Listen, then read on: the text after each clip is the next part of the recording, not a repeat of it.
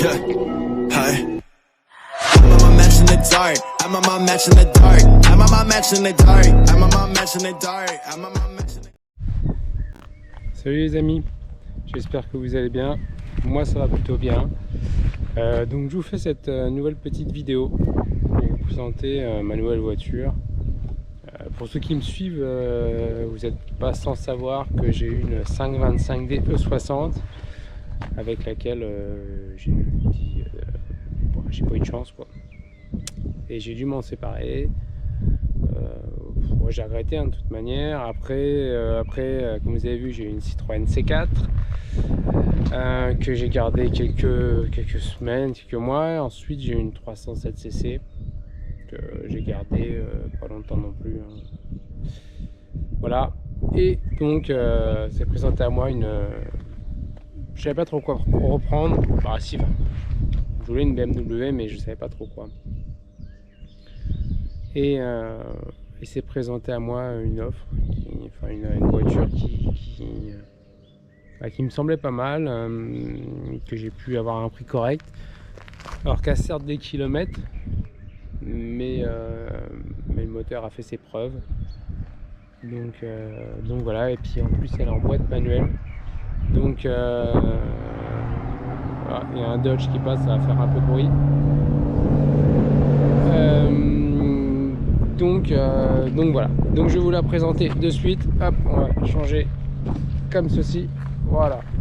Donc on va arriver directement là, hein. C'est une 530D E60, donc elle est noire, elle est de 2005.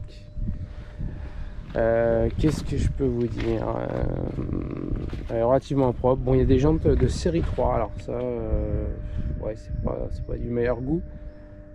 Mais bon, en attendant, voilà, hein, je m'en fous. En attendant de trouver des petites jantes en 18 ou 19. Pour le moment, ça reste comme ça.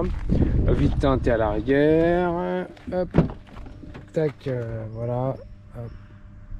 Je sais pas. C'est correct, super propre. On passera à l'avant après. Là, je vous fais un petit peu le tour de la voiture. Donc, c'est une phase 1.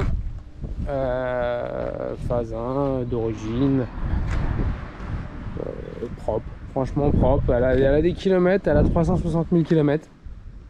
Mais ce qui m'a fait me décider d'une, c'est le tarif auquel j'ai pu la toucher, et puis la rareté pour ça, en fait, tout simplement. Hop, je vous fais voir. Voilà, c'est une boîte manuelle, et je me suis dit franchement une E60 en boîte manuelle, ça court pas les rues. Donc voilà, donc je l'ai prise, enfin je l'ai achetée. Et voilà. Qu'est-ce que je peux dire d'autre? Il y a pas mal de petites modifs qui vont arriver, qui sont en cours là d'acheminement. Alors, comme je voulais pas me faire avoir, j'ai fait tout de suite la pompe à eau, Calorsta, etc. Vu que je savais pas où ça en était. J'ai préféré les faire, donc ils sont tout neufs. Le vendeur m'a dit que la vidange a été faite par ses soins, mais je vais la refaire, ne connaissant pas l'huile qu'il a mis dedans. Voilà, je préfère remettre une bonne huile. Qu'est-ce que je peux vous dire? Ouais, des modifs vont arriver comme toujours, hein. J'ai déjà mis... alors je vais passer certainement en feu LCI, hein, comme beaucoup de gens. Pour le moment, j'ai mis des petites ampoules LED de recul. Ça fait mal, la nuit on voit bien. C'est plutôt agréable. Je sais pas si on les voit. Hop. Qu'est-ce que rien d'autre, hein, pour le moment, rien d'autre. Il y a une calandre qui va arriver, des répétiteurs parce que les miens sont passés. Qu'est-ce qu'il y a d'autre? Une ligne tout inox, une ligne complète avec donc un décata, un downpipe qui retire le FAP, donc plus de FAP, plus de cata. Voilà. Des jantes, certainement les mêmes que j'avais mis certainement sur la 525, je trouvais coller vraiment bien avec la voiture. Et puis l'éternel pack M, certainement. Voilà. Mais celle-ci, ouais, dès que je l'ai eu, j'ai fait la pompe à eau et le Calorta. Je voulais pas que ça me refasse la même merde que j'avais eu sur la 525. Que ça saute, que ça me prenne dans la poulie, enfin voilà, que ça m'arrache tout, que ça me pète tout. Non, je voulais pas revivre ça une seconde fois, c'est pas possible. Sachant que là, voilà, comme je l'ai dit, c'est une boîte manuelle. Donc c'est quand même voilà, quelque chose d'assez rare. Donc en boîte 6, je pense qu'elles ont toutes boîte 6. Boîte 6 manuelle, un CC Pro, donc un 16 neuvième. Voilà, c'est pareil, il y a un petit problème de ce côté-là. Les mecs ne devaient pas trouver de CC Pro. Donc en fait, j'ai toujours la façade du CC Pro, mais derrière, c'est un masque. Donc c'est-à-dire que si je mets le contact, ça affiche en 4 tiers, etc. Bon, là, c'est en train d'être solutionné. Je suis en train de, voilà, de voir pour en récupérer un. Voilà.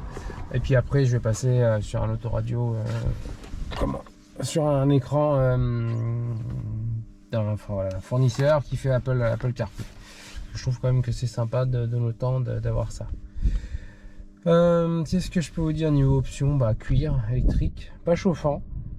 Alors le siège conducteur il est un peu usé, bon, elle a 360 000 hein, donc je peux pas, voilà.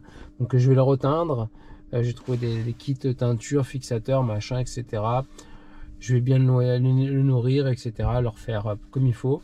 Mais après les mousses sont pas trop, enfin là elles sont pas du tout abîmées. Peut-être un petit peu là, mais voilà, c'est pas méchant. Le volant, une personne va me le refaire. Elle va complètement me le modifier avec un double méplat en haut et un méplat en bas. Et soit après je leur fais tout full cuir ou Alcantara et cuir. Je sais pas encore du fait que j'ai pas d'Alcantara du tout. Donc je pense que ce sera vraiment full cuir. Si ça vous intéresse, la personne qui refait les volants, elle prend à peu près 300 €. Donc vous lui envoyez votre volant, elle prend 300 € pour vous modifier toute la structure. Alors j'ai pas les noms, elle remet aussi des trucs là en fait où on vient poser ses pouces. Vous connaîtrez certainement mieux que moi le nom, je sais pas comment ça s'appelle. Mais voilà, donc en gros il faut compter 300 balles pour une modif de volant. Ce qui est vraiment pas cher, parce que je regarde les volants à vendre avec les méplats qui sont déjà modifiés, c'est 300 €, sachant qu'il n'y a pas l'airbag, etc. Donc moi je préfère repartir sur vraiment un truc neuf. La bonne femme va me faire ce que en gros ce que je lui ai demandé, quoi. Voilà. Des éclairages LED, ils ont déjà été mis. D'habitude je le fais toujours, mais là c'est fait, sauf pour ça. Hop, c'est des lumières tuning. Mais les ampoules ne doivent pas être correctes, donc je vais les changer. Est-ce que je ferai une vidéo là-dessus? J'en sais rien. Je sais pas. Mais voilà, je tenais à vous la présenter parce que ça me fait vraiment plaisir de rerouler en BM. Et une E60 à 530D en boîte méca, franchement, c'est super agréable. C'est super agréable. Donc c'est la 218 chevaux. De toute façon, je pense qu'il n'y a que celle-là. Je crois que la phase 2 est sortie peut-être en plus puissante. Je sais pas, bref. C'est vraiment sympa. Vraiment. Ça marche bien. On reste toujours sur une 525, une 530, je veux dire. Sauf que c'est une boîte manuelle et ça il y a vraiment un confort de conduite, un plaisir qu'on retrouve pas avec la boîte automatique forcément.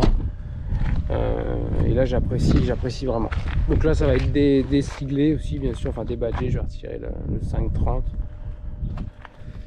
et puis certainement pare-choc type Pacem, enfin voilà, la totale avec les bas de caisse aussi.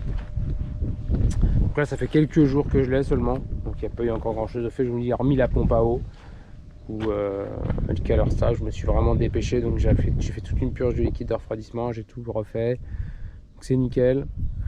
Les clapets sur la pile d'admission sont déjà supprimés. Je vais peut-être faire donc les vitres arrière sont teintées et je vais peut-être faire un léger teintage avant, pas trop non plus pour pas qu'on me casse les couilles tous les 4 matins et puis prendre 90 balles, etc. Ça fera chier, quoi. Mais je vais peut-être quand même faire un léger petit teintage et puis voilà. Ensuite les jantes, je crois que c'est, alors si je dis pas de bêtises, c'est style 100, je sais plus, 136 que j'avais sur ma 525D. J'avais acheté ça, bon j'avais trouvé ça en Allemagne, donc voilà. A few moments later. Alors on continue la petite vidéo à l'intérieur. Parce qu'il y a du vent, puis il y a un peu de monde, enfin du monde qui arrive. Voilà. Donc ouais, non, je tenais à vous la faire voir en vidéo. Donc comme la 525D, j'ai pas eu le temps vraiment de faire des modifs du fait de ce qui m'est arrivé, du petit contretemps. Mais si vous avez vu un peu mes vidéos sur la E39, etc., toutes les modifs, et en fait ça va être dans le même esprit. Sur celle-là, voilà, dès que je vais faire une modif, je pense que je vais filmer. Là, j'ai pas filmé l'intervention où j'ai fait la pompe à eau, etc. Après, j'ai vu qu'effectivement, sur le groupe que je fais partie, des gens m'ont demandé si ça se faisait bien, etc. J'aurais peut-être pu filmer, effectivement, j'étais un peu bête. Mais en tout cas, ouais, ceux qui veulent savoir si la pompe à eau, ça se fait bien, ça se fait vraiment bien. Un peu de démontage, traverse, la durée de turbo. Enfin, c'est des conneries. Hein. Ça se fait super bien. Moi, une après-midi, tout était torché, quoi. Donc voilà. Donc je vais rester sur cet état d'esprit. Dès que je vais faire quelques modifs, même si c'est pas la modif du siècle, je filmerai. Ça peut peut-être aider, donner des idées, etc. Et puis, en tout cas, mais je suis super content quand même d'avoir récupéré ça. Ouais, je suis super content. Je vais pas dire que ça me plaisait pas de rouler avec la C4, la 307, mais c'est pas mon genre de voiture. Voilà, j'ai toujours roulé en allemande, particulièrement en BMW, hein, la 530-39, j'ai eu le X5, enfin voilà, j'ai eu que ça, que les allemandes. Et là, de récupérer ça, rien que pour la ramener, j'ai fait donc 2 heures de route. C'était le bonheur. Déjà, j'avais le sourire quand je l'ai ramené. J'étais tout seul dans la voiture, je souriais tellement que j'étais content. Donc, après, je vous dis, voilà, c'est kilomètres. Mais bon, les kilomètres m'affolent pas. Et si même, dans le pire des cas, là, le moteur venait à lâcher, je ferais pas là. Sachant que là, alors là voilà, le fait que ça soit une boîte manuelle, si le moteur devenait cassé, je changerais le moteur. Je réfléchirais même pas, je change le moteur, je la garde. Plusieurs personnes m'ont dit que c'était très très rare. Peut-être qu'ils se sont trompés, hein, j'en sais rien. Mais c'est vrai que même moi, j'en ai pas vu beaucoup. J'ai vu des 520D. Donc c'est les 4 cylindres, je crois. J'en ai vu effectivement en boîte manuelle. 530D, j'avais pas vu encore. Ça doit exister, hein, mais apparemment c'est très rare. J'ai parlé avec une personne, justement, un professionnel qui s'occupe de refaire les autoradios, tout ce qui est les CCC, etc. Et on a sympathisé un petit peu. Il m'a demandé ce que j'avais, donc je lui ai dit que c'était un 530D en boîte méca. Et pareil, il m'a dit que c'était quand même plutôt rare. Donc voilà, donc j'en suis très très content jusqu'à maintenant. Sachant que je l'ai sécurisé, elle était déjà sécurisée au niveau des clapets, parce que je vous avais expliqué précédemment dans une autre vidéo, sur un Série 7, un E65 à 730D que j'avais acheté. Je l'achète du côté de Tours, je le ramène, et sur la route du retour, en fait, j'ai bouffé un clapet, quoi. Voilà. Ah, mais je suis vraiment un poissard. Moi, s'il y a une couille, d'ailleurs, quand je l'ai ramené, le jour même où j'ai ramené la 530, je ne savais pas que les clapets avaient été supprimés. Je passe ma main en dessous pour toucher, je sens la tringle. Donc je me dis ok, ils y sont encore, donc tout de suite j'ai démonté, j'avais commandé les obturateurs, d'ailleurs que j'ai toujours. Hein. Et au final, donc une fois démonté, j'ai posé la pipe et j'ai vu que les clapets étaient déjà retirés, qu'il y avait des bouchons. En fait, la personne a fait ce qu'il fallait justement, donc elle a laissé tout le système, l'électrovanne, etc., les petites la membrane. Mais les clapets n'y sont plus, il y a des bouchons. Parce que j'ai dit à un ami qui m'a accompagné pour la chercher, je serais capable encore de bouffer un clapet sur la route du retour. Mais ça risquait pas du fait qu'il n'y en avait plus. Donc voilà, ça c'était cool. La pompe à eau c'est fait, le calorstat c'est fait, la vidange va être faite. Je vais faire vidange boîte parce que même si c'est une boîte manuelle, j'estime qu'il faut la faire, donc je vais la faire. Je pense qu'elle a jamais été faite, donc à 300 000 ça sera pas mal. Pont aussi, et puis après en avant, hein, c'est parti pour les petites modifs. Je voulais faire une ligne sur mesure, mais je vous dis j'ai trouvé une ligne qui vient d'Angleterre. J'ai discuté avec le gars parce que maintenant, attention, hein, quand vous achetez en Angleterre, il y a des taxes qui des fois font mal. Et là, la personne m'a confirmé que dans le prix de la ligne, donc la ligne complète, il y avait, enfin, le dédouanement était compris. Donc je lui ai dit banco, hein, voilà. Donc plutôt que de faire une ligne sur mesure où ça m'aurait vraiment coûté très cher, là au final c'est toute une ligne inox avec une double sortie, un petit silencieux, double sortie, voilà, enfin un truc vraiment propre. Et c'est un tube de bout en bout. Là-dessus, il y aura certainement aussi une reprogrammation. Je pense que je m'arrêterai au stage 2. Ça sert à rien non plus d'aller chercher un truc de fou. Si j'avoisine, je sais pas, 280, quelque chose comme ça, ça sera déjà, c'est bien. Hein. Franchement, déjà là, je trouve que ça marche déjà super bien en 218 chevaux. Donc voilà. Et puis voilà, de toute façon, vous verrez l'évolution sur la chaîne. Donc abonnez-vous si ça vous plaît. N'hésitez pas à lâcher un petit commentaire si vous avez des conseils, toute autre chose, des commentaires constructifs. Si c'est pour mettre des trucs cons, ça sert à rien, mais voilà, tout ce qui peut être constructif. Hein. Abonnez-vous, lâchez les pouces bleus, et puis moi je vous dis à bientôt dans une prochaine vidéo. Bye.